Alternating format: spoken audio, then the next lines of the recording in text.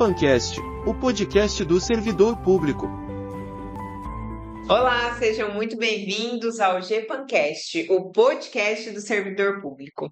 Meu nome é Gisele Moreno e estou aqui como anfitriã no dia de hoje para conversar sobre um assunto muito importante para as secretarias de educação, pessoal voltado à área educacional. E para isso, nós recebemos dois especialistas na área, que são o Dr. Silvio Grabowski e o Dr. Luiz Henrique Grabowski. Sejam muito bem-vindos, é um prazer tê-los aqui hoje. Muito obrigado, nós é que agradecemos o convite e a oportunidade. Prazer estar aqui, Gisele, obrigado pelo convite. Vamos lá falar um pouquinho de educação, né? É isso aí. Eles são sócios do escritório Grabowski, advogados associados, são especialistas na área educacional e trabalham com consultorias, cursos para o setor educacional, para as prefeituras, para o pessoal que está ali trabalhando à frente da educação mesmo. Então, hoje nós fizemos o seguinte: nós separamos em 5 tópicos para que a gente possa debater um pouquinho sobre o encerramento do ano de 2025 e o planejamento para 2026. Então, esse é um momento oportuno para estarmos aqui conversando sobre isso. E aí nós vamos colocar 5 itens, né? Primeiro vamos falar sobre o decreto 12.686 de 2025, que é bem recente, que instituiu a Política Nacional de Educação Especial Inclusiva e a Rede Nacional de Educação Especial Inclusiva, e vamos comentar os impactos de tudo isso. Depois falaremos sobre a aplicação e reprogramação dos recursos do Fundeb. Após entraremos sobre as providências legais para a elaboração dos novos planos municipais de educação, depois o impacto da Lei Complementar 220 de 25, que instituiu o Sistema Nacional de Educação, e para finalizar, vamos falar sobre a necessidade da revisão dos planos de carreira e estatutos no magistério. É isso? Isso. Teremos assunto bem longo, bastante conversa por hoje. Então, se você que está nos ouvindo, já convido a ativar o sininho de notificação no nosso canal. Deixem seu comentário ali ao final do vídeo. Fiquem à vontade, estamos aqui para interagir. Também vocês podem sugerir novos temas para que a gente traga o pessoal de volta aqui. Então, esperamos a participação de vocês. Vamos então começar com o Decreto 2.686 de 25, que vamos falar sobre os profissionais do apoio escolar.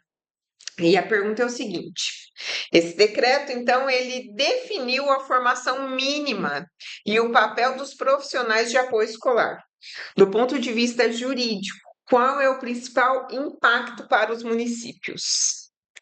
Bom, Gisele, esse é um assunto que a gente estava aguardando com muita ansiedade aí, uma definição por parte do MEC, e do governo federal sobre a atuação desse profissional de apoio escolar. Esse profissional de apoio escolar. O profissional de apoio escolar é aquele que acompanha o aluno da educação especial durante a sua permanência, tanto no ensino regular, né, na classe regular, quanto no AEE, né? Então ele vai acompanhar aquele aluno e qual é a polêmica disso? Primeiro que esse papel desse profissional surgiu ali com a lei do transtorno do espectro autista, tá, lá em 2012, com a nomenclatura acompanhante especializado. E esse nome, acompanhante especializado, trazia essa conotação de que esse profissional tinha que ter uma especialização ali para estar atuando junto ao aluno, tá? E por vezes, quando isso era solicitado aos municípios, o município ia lá, colocava um estagiário, colocava um profissional que não tinha uma formação específica, o pai ia à justiça por buscar pelas vias judiciais, e os juízes tinham entendimento de que esse profissional devia ser um professor, né? Um professor, mais do que um professor, um pedagogo, mas um professor especialista em educação especial, ou seja, aquela mesma formação para o professor que faz o atendimento no AE, que é o AE, o atendimento educacional especializado, que é no contraturno, que é específico, não a formação de professor da sala de aula. E quando a prefeitura tinha que contratar esse professor, o professor ele tem direito ao piso do magistério, ele tem direito ao terço de jornada, mas esse profissional ele não dá aula para o aluno. Nunca foi esse o papel dele. Mas, devido à falta de regulamentação e uma definição da legislação sobre o papel desse profissional, ficava essa lacuna, essa falta de parâmetro para que houvesse Uhum. um julgamento ali quando isso era judicializado e até mesmo para os próprios gestores decidirem qual era a formação desse profissional. Então, o decreto veio e bateu o martelo para definir, primeiro, que esse profissional não é um professor, ele não se responsabiliza pelo ensino do aluno com deficiência, não se responsabiliza para adaptar as atividades da sala regular. Tudo isso é papel do professor da sala e do professor do AEE, que atende Uhum. o aluno. Então, ele não é professor, isso ficou claro agora com esse decreto. E qual é a formação exigida mínima para ele que o decreto trouxe? Nível médio, ou seja, tem que ter um médio completo e uma especialização, um curso de especialização de no mínimo 80 horas, Uhum. né? O decreto não foi muito claro qual é esse curso, qual é mais, vem ali um parágrafo logo abaixo do artigo 15, né, que vai dizer ali que o governo federal vai lançar diretrizes aí sobre esses cursos aí, inclusive para fazer um trabalho junto aos demais entes federados na regulamentação dessa especialização desse profissional. Mas já ficou claro, pelo menos, que ele não é um professor. Então, agora Uhum. os municípios que estavam, o que vinha acontecendo? Todo mundo requeria judicialmente esse profissional, e muitas vezes na sala de aula tinha lá o professor da sala e mais três, quatro, cinco profissionais Uhum. ali atendendo, às vezes, professores para atender especificamente Um esses gasto, alunos. É né? um gasto excessivo que a folha, a gente sabe, da educação consome muito, né, dos Sim. municípios, e com esses profissionais excedentes que vêm por medida judicial, né, por uma decisão judicial, ou seja, não tem que discutir, não controlo isso, tem que colocar, tem que obedecer, vai onerando a folha de uma forma que fica praticamente insustentável, né? Então, agora o decreto deu esse respaldo para que os municípios contratem profissionais especificamente para as funções definidas no decreto. O que esse profissional vai fazer? Quanto o aluno necessitar, não são todos da educação especial que necessitam, mas Uhum. quando ele não realiza com independência e autonomia as atividades de alimentação, higiene, Sim. locomoção, participação nas atividades escolares, utilização de recursos auxiliares, né, para aqueles alunos que têm deficiência visual, auditiva, enfim, esse profissional vai estar ali para dar um apoio para esse aluno, né? Ele não vai se responsabilizar pelo ensino, mas ele auxilia e acompanha o aluno na jornada dele, especificamente quando ele precisa e não desenvolve com autonomia, porque a ideia do aluno estar ali É, na sala regular é para ele é ter participar como os outros, promover a né? autonomia e Uhum. inclusão desse aluno realmente, não colocá-lo na sala, mas isolá-lo, cercando de Sim. profissionais ali, um atendimento diferenciado. Então, o decreto veio aí justamente para deixar claro essa questão. Então, né, dar esse parâmetro aí para a gente agora saber exatamente qual é o papel e qual é a formação desse profissional de apoio escolar. Maravilha. Então, tirou uma dúvida que pairava ali, né? Era uma incerteza, porque não havia o que se fazer em relação à legislação que estava vaga, né, nesse sentido e não delimitava bem. Agora já temos um norte a ser seguido, né? E Isso. também houve uma grande polêmica dizendo que o decreto teria proibido o atendimento integral às crianças com deficiência em entidades conveniadas. E realmente aconteceu isso, essa polêmica existiu, foi uma má interpretação. O que surgiu aí nesse. Então, na verdade, perdão, o decreto vem justamente para dizer que os alunos têm que estar na sala regular, matriculado na sala regular. Mas isso não é novidade, isso já é uma questão que já estava bem estabelecida, né? Agora ficou aquela interpretação de que não poderia o aluno ser atendido nas entidades conveniadas, que são aí a mais que a gente mais conhece é a APAE, mas tem Uhum, várias outras entidades que prestam atendimento via convênio com o município, então o município faz um convênio com essas entidades para que ela preste o atendimento educacional especializado, que é esse atendimento no contraturno, quando é uhum. possível, né? No contraturno, que não é o ensino regular, específico para atender as necessidades do aluno com deficiência, o aluno público-alvo da educação especial.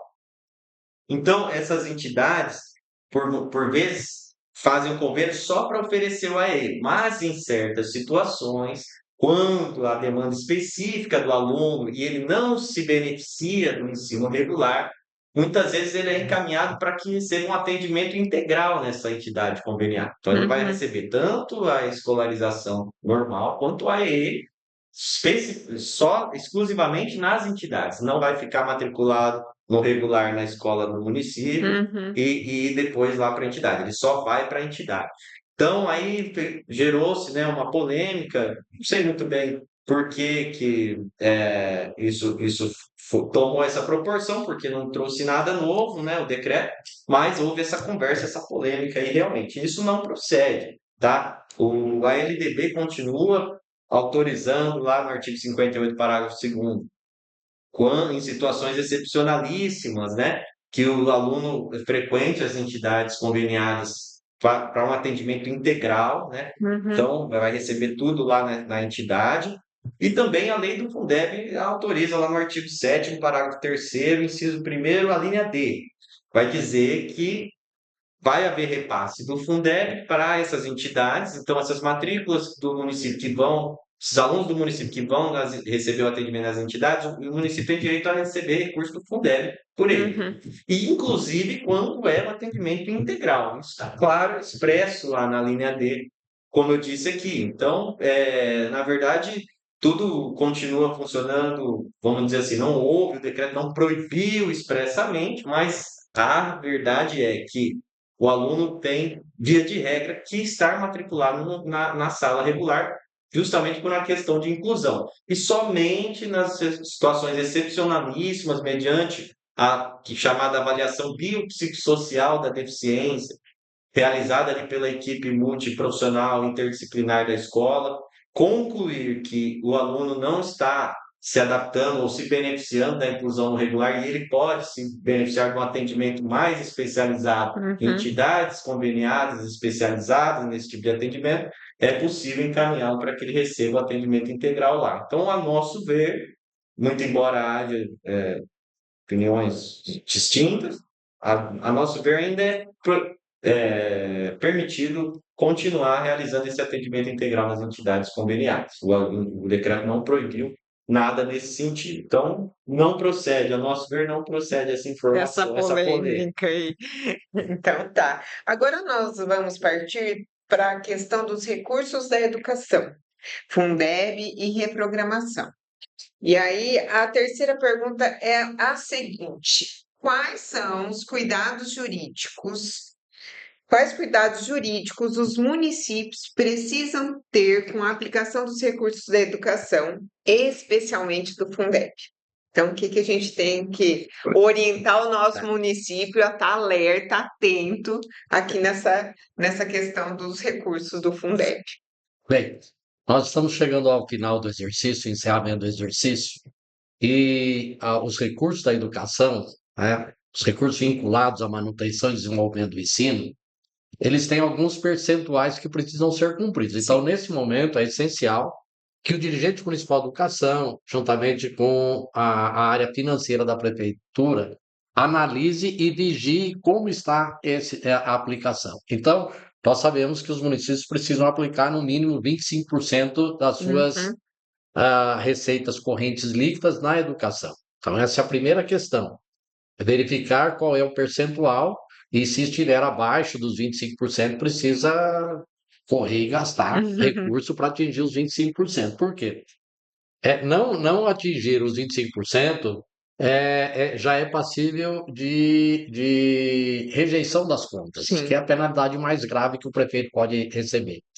E defender isso como advogado depois, é você tem um muito processo, é difícil. muito difícil, porque isso é matemática, não é uma É, tese jurídica que você pode discutir, etc e tal. Não, mas caberia assim, não. Não, porque é matemática. exato, Fez a né? conta, não alcançou, você pode até discutir algumas coisas que às vezes o tribunal glosa. Olha, tal Uhum, despesa não é. Aí a gente vai lá discutir, não, mas é por conta disso, daquilo.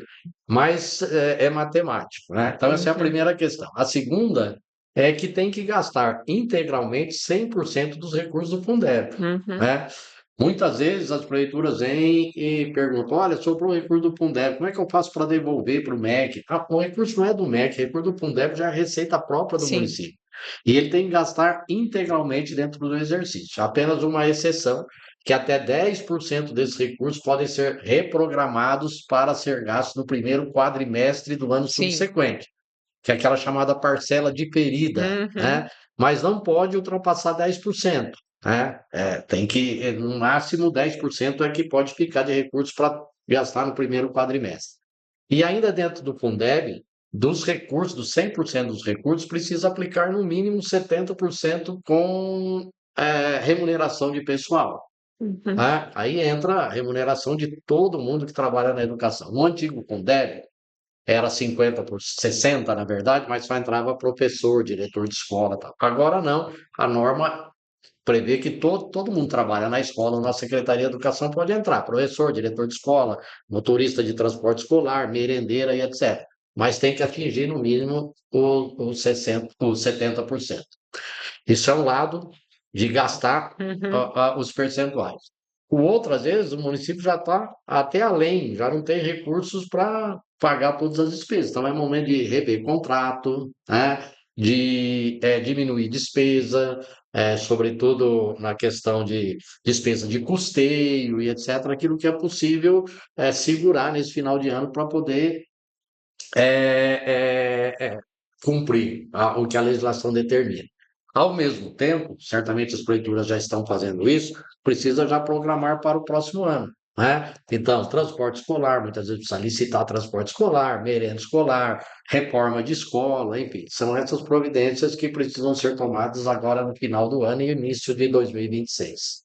Então, você, gestor que está nos assistindo, já anota aí, né? E já fica esperto em quais providências vocês têm que se atentar. Foi comentado aqui, doutor Silvio, sobre a reprogramação dos 10% do Fundeb, né? Como que os municípios podem proceder em relação a isso? Então, como eu disse, tem que gastar tudo que o município receber do Fundeb dentro do exercício 2025, tem que gastar no exercício 2025.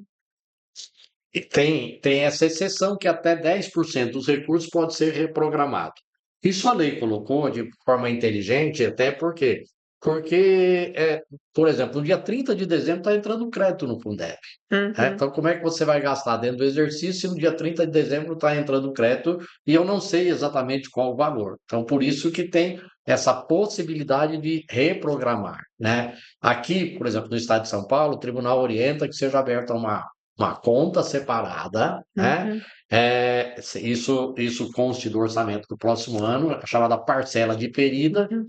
para que o tribunal consiga fiscalizar, que, vamos Sim. dizer assim, numa linguagem bem popular, para que esse dinheiro não se misture com o dinheiro do ano que Uhum. vem. Uhum. Fique separado para poder comprovar que depois do primeiro quadrimestre será gasto essa parcela de até 10% relativa ao exercício anterior.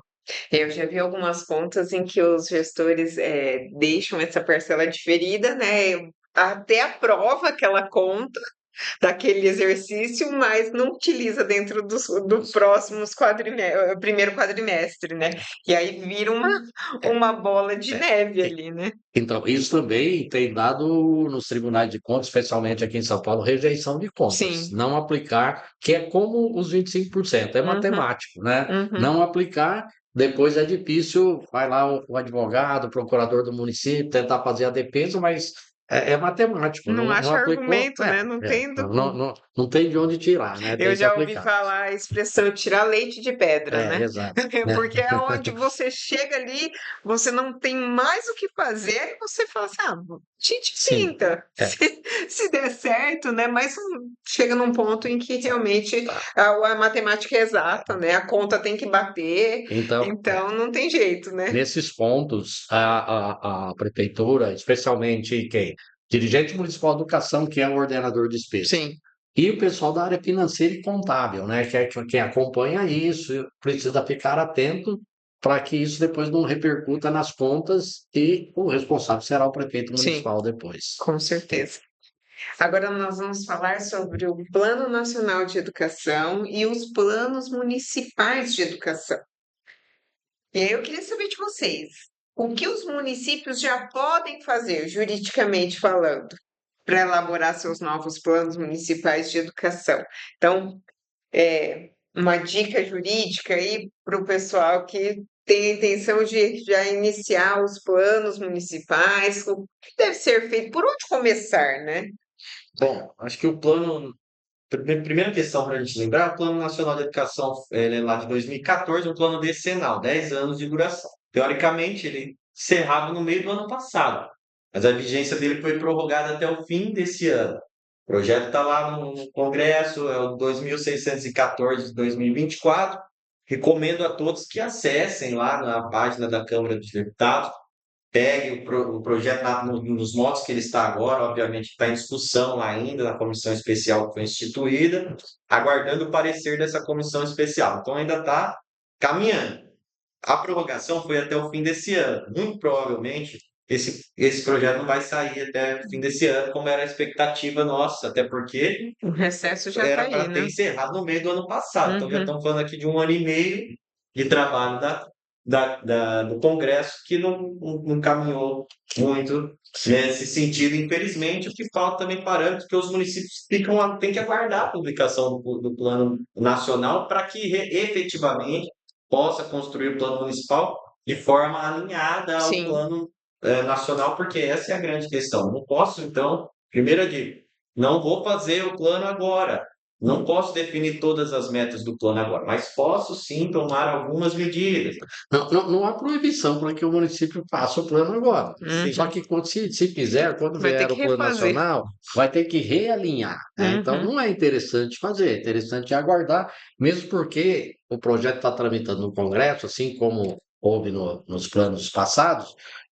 Normalmente dão 1 ano para os municípios fazerem os seus planos a partir da promulgação do Plano Nacional, Uhum. com base nas metas do Plano Nacional. Então, a recomendação agora é aguardar, mas algumas providências já podem ser tomadas, né, doutor Luiz Henrique? Isso aí, acho que agora o que os municípios podem fazer é realizar aquilo que a gente chama de diagnóstico, né? Que é o levantamento de dados, verificar a infraestrutura da rede, as escolas, se está atendendo, levantar os dados lá do IDEB, do censo escolar, se apropriar desses dados, né? E perceber ali qual é o direcionamento que deve ser tomado diante da situação fática do município, né? Aquilo que é local é possível Uhum. discutir já nesse momento. E, obviamente, também pegando já o projeto de lei do jeito que ele está lá disponível na internet, então só acessar lá o site do Congresso, pegar a íntegra, o inteiro teor do projeto e já verificar e ir antecipando as metas que já estão estabelecidas lá, principalmente aquelas metas que são continuação praticamente das metas Uhum. do plano anterior. Agora vão ter novos percentuais para você atingir novas metas, mas que semelhantes àquilo que já havia sido trabalhado. Então já também é possível antecipar nesse sentido. Para ajudar nesse processo e também para garantir a participação da comunidade, instituir uma comissão de estudos preliminar, por exemplo, pode ser uma medida interessante para auxiliar nesse levantamento de dados e já prever ali, antecipar possíveis metas que têm a ver com o interesse local dos municípios. Então, isso é possível fazer. Mas nossa recomendação é, enquanto não publique o novo plano, prorrogue o plano municipal, né? Uhum. E aguarde a publicação do novo plano para daí sim efetivar a publicação do plano municipal já adequado quando o novo plano for publicado. Então, na verdade, é conhecer o cenário, programar, organizar a casa para Isso. quando chegar Isso. já ter um parâmetro, né? Isso. E monitorar o plano que está terminando. Sim. Quer dizer, verificar lá quais eram as metas, o que o município conseguiu cumprir, o que não conseguiu cumprir, que a partir daí já é o pontapé inicial para fazer o novo plano municipal de educação. Entender a realidade, né? Às Isso. vezes se colocam metas muito distantes, né? E trazer essa adequação é necessária também nesse Sim, momento para conhecimento do caso, do estudo ali, né? sim, exato. Com Legal. certeza. E agora nós vamos falar sobre a Lei Complementar 220 de 25 e o Sistema Nacional de Educação. Então, é a lei 220, a lei complementar, né, ela instituiu o Sistema Nacional de Educação. E qual foi o impacto jurídico imediato que ela trouxe para os municípios? Bom, esse projeto de lei tramitou durante muito tempo no Congresso Nacional. Era uma luta das lideranças educacionais para que existisse o chamado Sistema Nacional de Educação. Assim como existe, por exemplo, na saúde, que é o SUS, assim como já Uhum. existe na área de assistência social, né? Não havia na área da educação. Esse projeto, agora é lei, né? Foi promulgado no mês passado. Essa lei, ela vem tentar organizar o sistema para dizer qual é a responsabilidade de cada ente da União, né? Porque educação, conforme está na Constituição, é dever do Estado, né? Uhum. E aí a Constituição vem e acaba dizendo lá que, por exemplo, a educação infantil pertence aos municípios, o ensino fundamental é compartilhado entre Estado e município, ensino médio é só do Estado, mas a organização de tudo isso, inclusive com os outros aspectos da educação que se desdobram, educação de jovens e adultos, educação especial, educação quilombola, indígena, educação superior, técnica, de quem é a responsabilidade? Então, a lei, ela vem delimitar quais são as responsabilidades da União, quais são as responsabilidades dos estados, quais são as responsabilidades do município.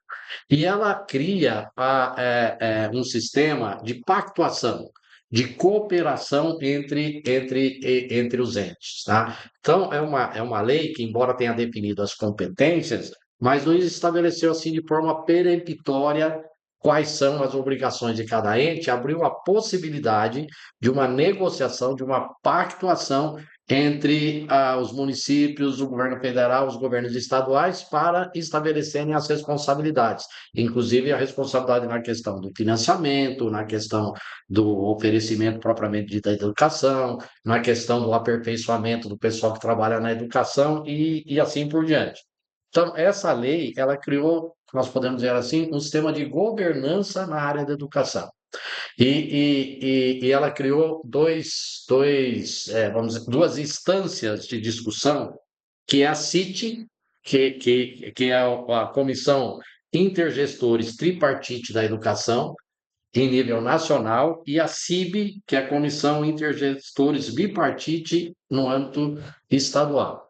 Então, a pactuação de quem é a responsabilidade, se mesmo sendo a responsabilidade do Estado, se o município pode assumir aquela responsabilidade mediante repasse de recursos, etc., vai acontecer, essas discussões vão acontecer no âmbito desses dois organismos, tá?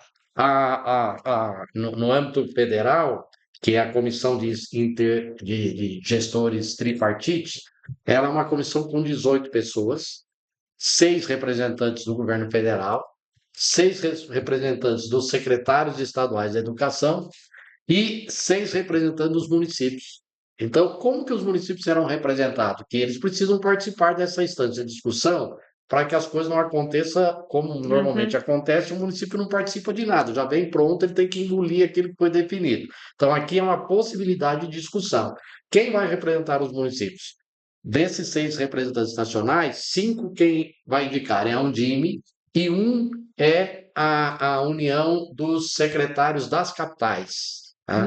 Então, a Undime ganhou muita força nisso, e interessante que os municípios participem, se piliem a essa instituição, para que eles possam fazer gestões para que a Undime leve as reivindicações dos municípios nessa pactuação. A mesma coisa em nível estadual, haverá uma comissão bipartite com 6 representantes da Secretaria de Estado da Educação, em cada estado, e 5 representantes da Undime Nacional e um representante da União dos Secretários das Capitais. Então, em cada estado haverá essa comissão bipartite, onde se pactuará, onde se convencionará as responsabilidades, né? Por exemplo, aqui no estado de São Paulo, os municípios assumem algumas responsabilidades do Estado, como transporte e merenda escolar. Alguns municípios não aceitam o convênio, aí o Estado tem que se virar com isso. Mas como é feito isso? Não há uma discussão. Praticamente o governo estadual vem e impõe: olha, eu vou te pagar tanto para você fazer o transporte, eu vou te dar tanto pela merenda. Se o município disser isso é pouco, eu não quero, ah, vai ficar por isso. Ele não é uma instância que possa discutir, por exemplo, isso antes de estabelecer quais seriam os valores. Então, agora abre-se a possibilidade, né? E são exemplos, mas isso pode se estender para outras áreas de discussão e de pactuação. Então, a palavra muito chave aqui na lei agora é que a possibilidade de haver essa pactuação entre as três esferas de governo. Muito bom. Assim, o município tem voz também, né? Isso, tentando dar voz, né? Já tem voz, mas ainda é uma voz muito fraca, vamos dizer assim, né? Tentando fortalecer, né? Tentando Isso. fortalecer. E foi comentado sobre as instâncias, né, de participação. Como que os municípios vão ser representados? A gente já comentou sobre isso, né? A Sim. representação bipartite, de tri, mas além de tudo isso, tem mais alguma coisa a ser complementada? Então, certamente a apresentação dos municípios se dará por via da Undime, né? Uhum. Então, Undime nacional, para apresentar e a Undime e as Undimes estaduais. Certamente a Undime vai promover assembleias com os seus filiados no sentido de escolher quem serão aqueles que vão representar a entidade. Ótimo. E o que significa a criação de padrões mínimos de qualidade e CAC para os municípios? O CAC é o chamado custo-aluno-qualidade. Isso também já é uma discussão que vem há muito tempo. E o Conselho Nacional de Educação já fez alguns pareceres, depois isso entrou na emenda que criou o Fundeb, mas apenas disse que seria definido esse padrão de qualidade e nunca foi definido. O que é o padrão de qualidade, que é o chamado custo-aluno-qualidade? Seria definir quanto custa um aluno. E aí, para que os governos estabeleçam no orçamento esse valor correspondente ao custo do aluno. Tá? Então, agora, o Sistema Nacional de Educação voltou a falar do custo aluno-qualidade, dizendo que ele vai ser definido por essas comissões. Tá? Caberá ao MEC fazer o estudo técnico disso, né? É difícil fazer isso, né? Porque a gente está falando em Brasil, essa imensidão que é um continente. E mesmo dentro de um estado, por exemplo, São Paulo, Minas, etc., também é uma diferença muito grande entre o custo de um aluno, por exemplo, de uma cidade grande com uma cidade menor, um que precisa de transporte. Então é difícil estabelecer esses padrões. Mas esses padrões são necessários para pelo menos ter um valor mínimo. Olha, no mínimo precisa destinar tantos reais por ano para que se tenha uma educação de qualidade. Tá? Então agora espera-se que o chamado CAC, custo aluno qualidade, seja definido. Ok. E o que muda para os conselhos municipais de educação? Então, o Conselho Municipal de Educação, por incrível que pareça, não tinha nenhuma legislação nacional tratando deles. Como deviam ser organizados, qual a sua composição e etc. Então, isso se dava por meio das leis municipais.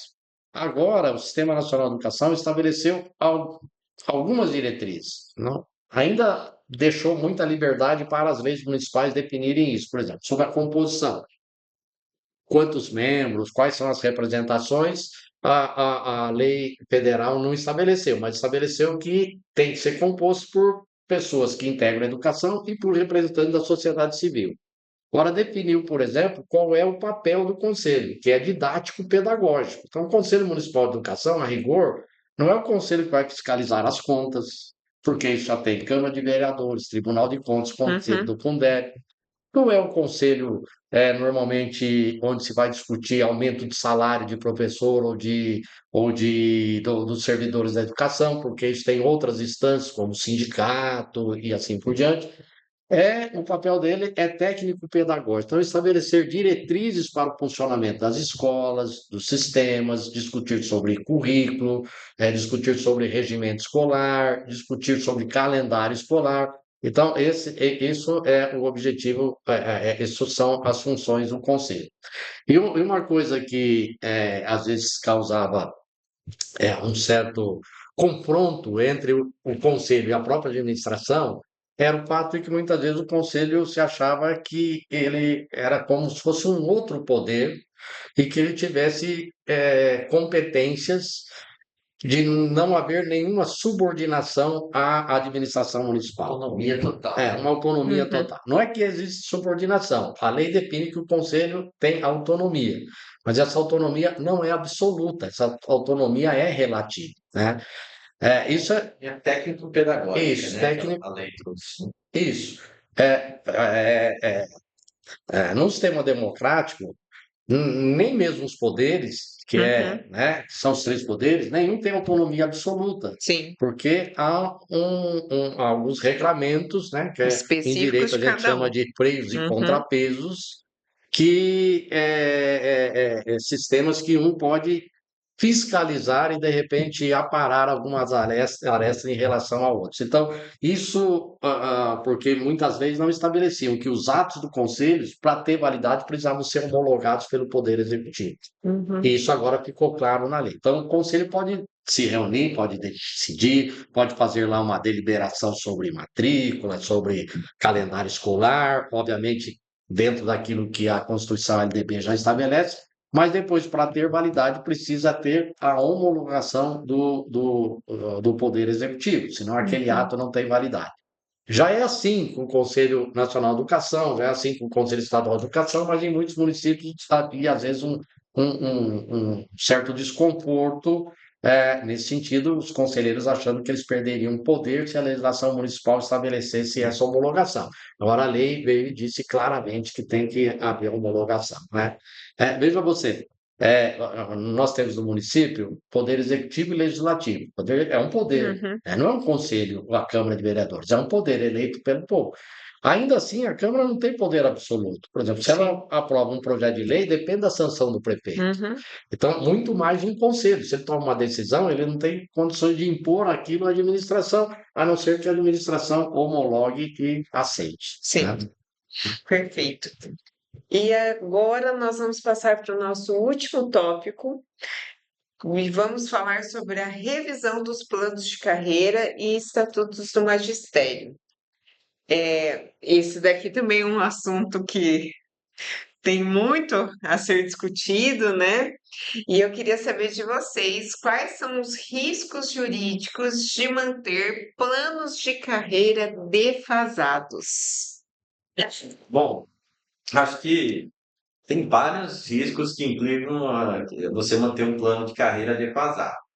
A gente já está discutindo aqui, em poucos minutos, várias novas leis que demonstram, e a gente sabe que hoje a educação, o nível, a quantidade de atos normativos, de novas leis, decretos, resoluções, que são publicadas quase que diariamente, inundam assim a Secretaria de Educação de novas situações que são colocadas aí como verdadeiros desafios para as gestões municipais aí, as secretarias de educação do país. Então, manter um plano de carreira defasado, que não está alinhado a essa nova realidade, já pode trazer aí, primeiro é a questão de você não estar alinhado à política nacional de educação, Uhum. então você não está ajustado, os dizeres do seu plano não estão ajustados ao que a política nacional de educação define. Isso tem uma cobrança séria dos municípios hoje. Pode perguntar para qualquer município hoje que o Ministério Público, quantidade de ofícios que o Ministério Público encaminha aos municípios pedindo esclarecimento, pedindo para que demonstre que vem sendo feito com relação a isso, aquilo, por que o plano não contempla determinados tipos de regulamentação. Isso é uma questão que já vai gerando uma dor de cabeça ali, que pode ser só uma dor de cabeça no início, mas depois pode virar algo mais sério, ter consequências mais sérias. Outra questão é a própria judicialização. Hoje, os empregados da iniciativa privada, os servidores públicos em geral, acionam o Poder Judiciário a qualquer momento para Sim. resolver qualquer problema com o empregador, seja ele a administração pública ou o empregador privado.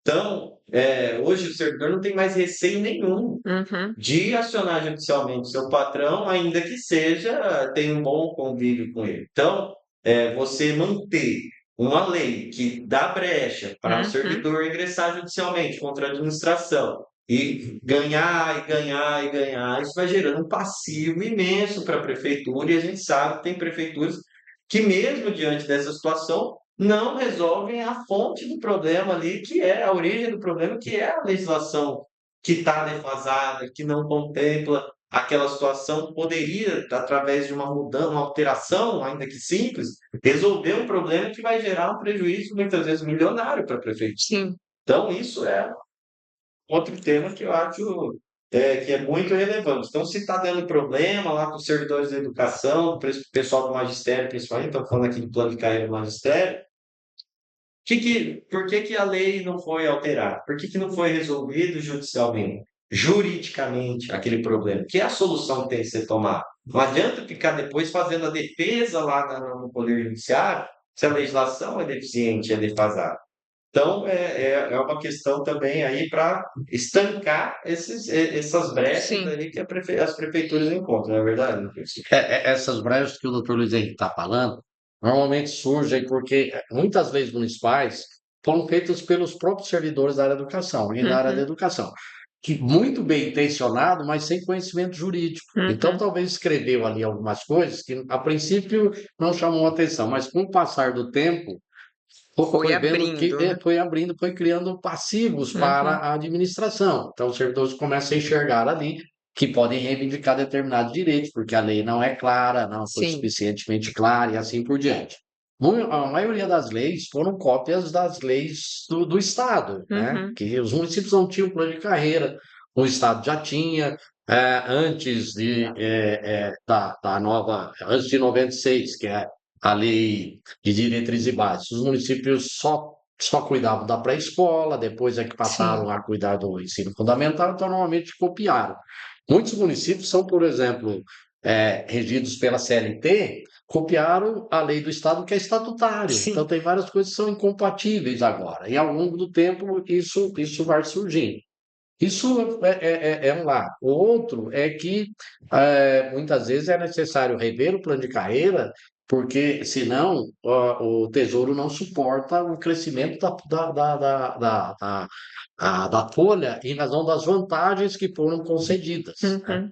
Então, por exemplo, nosso escritório, esse ano estamos completando 25 anos de trabalho. Sempre, desde o início, nós tivemos essa expertise na área da educação. Então, quando você assessorava um município há 20 anos para fazer um plano de carreira, então colocava ali que vantagens a gente vai dar para o professor para ele evoluir na carreira, para ele melhorar o seu padrão salarial e para ele se aperfeiçoar, né? Melhorar o nível do seu trabalho, em sala de aula. Ó, uma pós-graduação certamente vai melhorar muito, né, a formação do professor, isso vai contribuir para a melhoria da qualidade do ensino, então é justo que se coloque ali uma evolução, uma gratificação. Bom, há 20 anos fazendo uma pós-graduação era muito difícil, Sim. né? Hoje, você faz a pós-graduação à Online, distância, né? online, né? Então, e muitos planos não colocaram lá, por exemplo, a quantidade de pós. Então, os servidores começam a fazer uma pós atrás da outra e apresenta o título e tem direito à evolução. Isso é Uhum. uma coisa que pode ser revista. Não vamos valorar a pós-graduação? Podemos valorar, mas precisa talvez ter um limite. Enfim, são coisas que muitas vezes precisam ser estudadas. Por outro lado, também, os planos de carreira precisam ser atrativos, né? Não é só cortar despesa, também precisa Sim. ser atrativo, porque precisa atrair bons Bons profissionais, profissionais. pagar bons salários, né? Então, o bom plano de carreira é aquele que possibilita que o servidor ao longo de toda a sua vida, ele vai tendo evoluções. Não é aquele Uhum. plano que logo no início, a pessoa com 5 ou 10 anos, ela já atingiu o ápice, o fim da escala Sim. de referência, não tem mais para onde ir.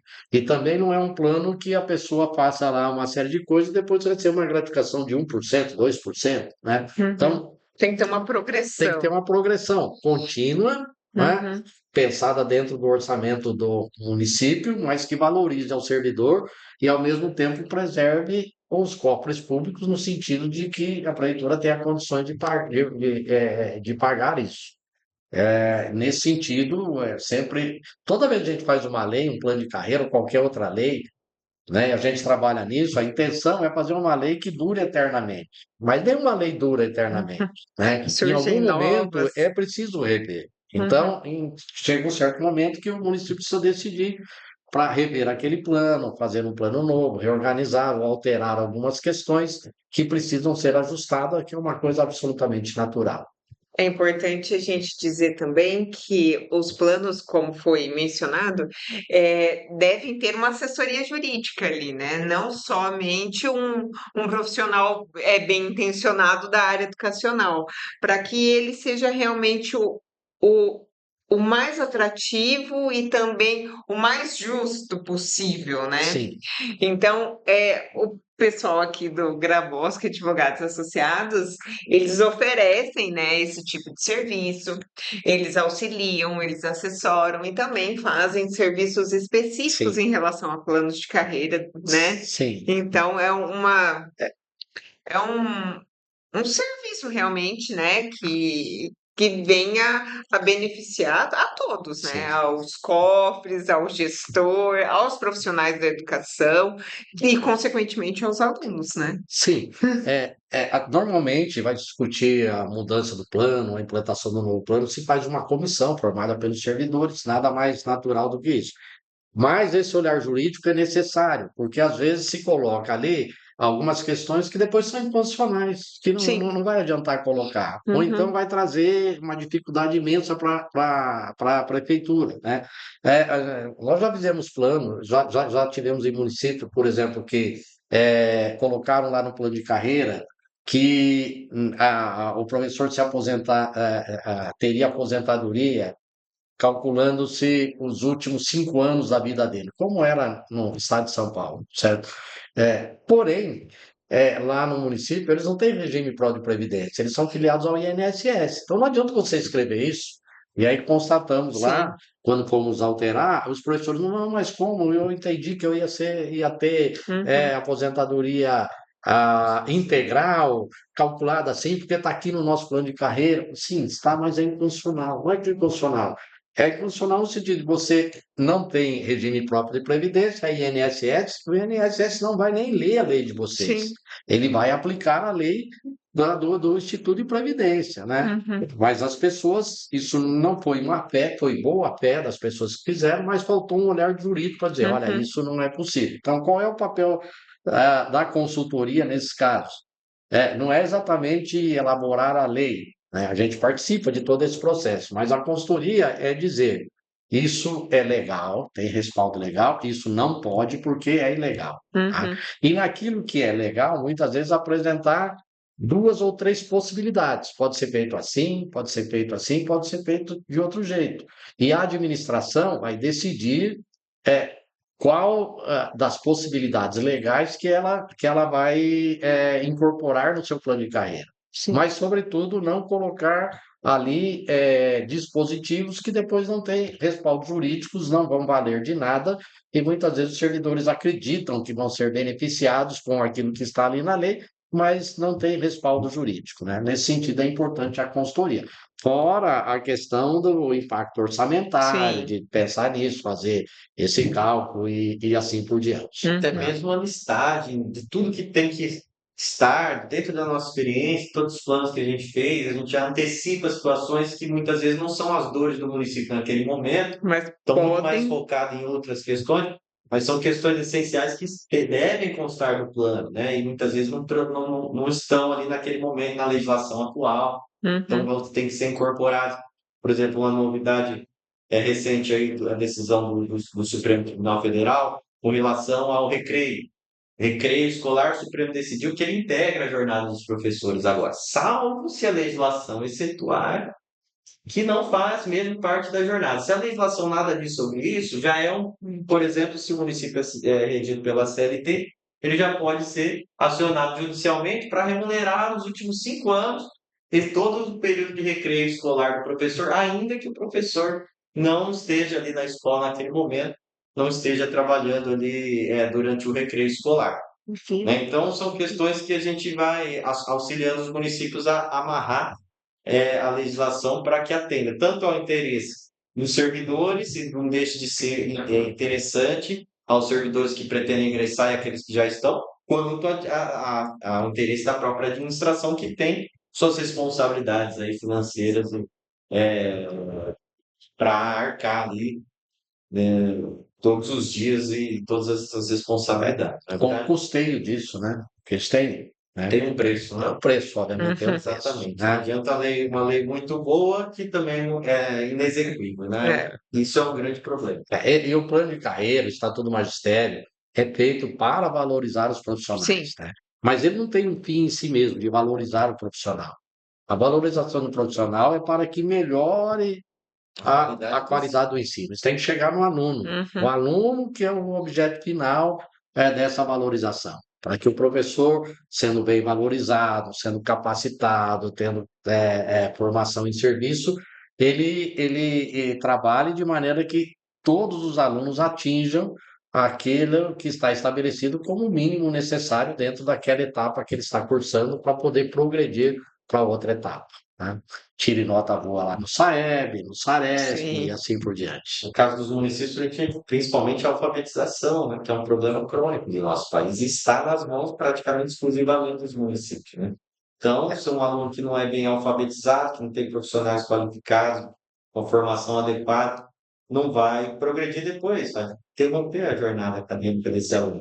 Vai comprometer a vida Toda. escolar toda. Do cidadão. E, consequentemente, toda uma sociedade, né? Sim. Porque a pessoa não alfabetizada não chega em níveis escolares mais avançados, não chega numa graduação, e aí o sistema de trabalho todo também se envolve em relação a isso. Sim. Então, o nosso problema mesmo está na educação, né? O Brasil, ele precisa direcionar os olhos para a educação.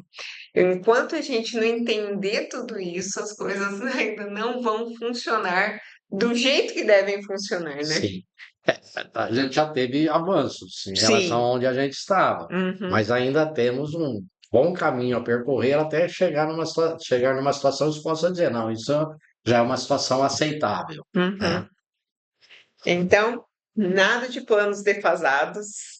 Por favor, se tiverem dúvidas, vocês já sabem para onde correr, né?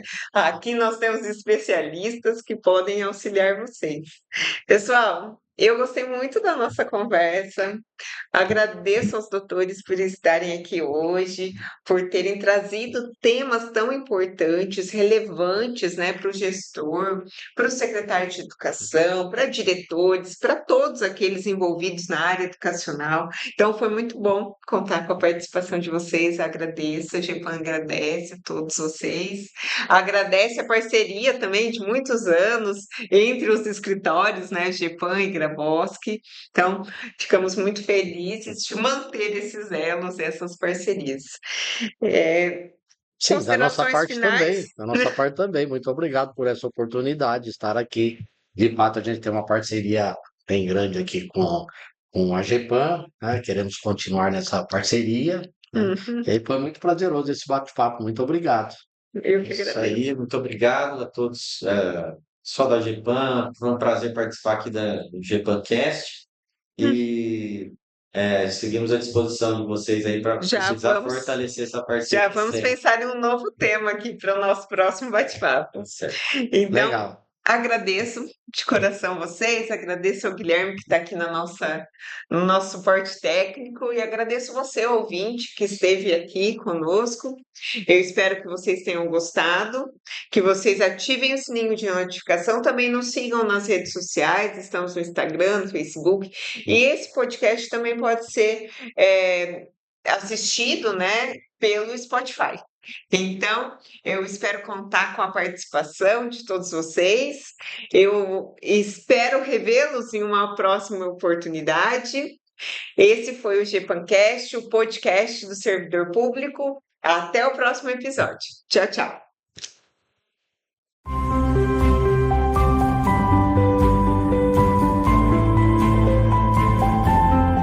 GEPAMcast, o podcast do servidor público.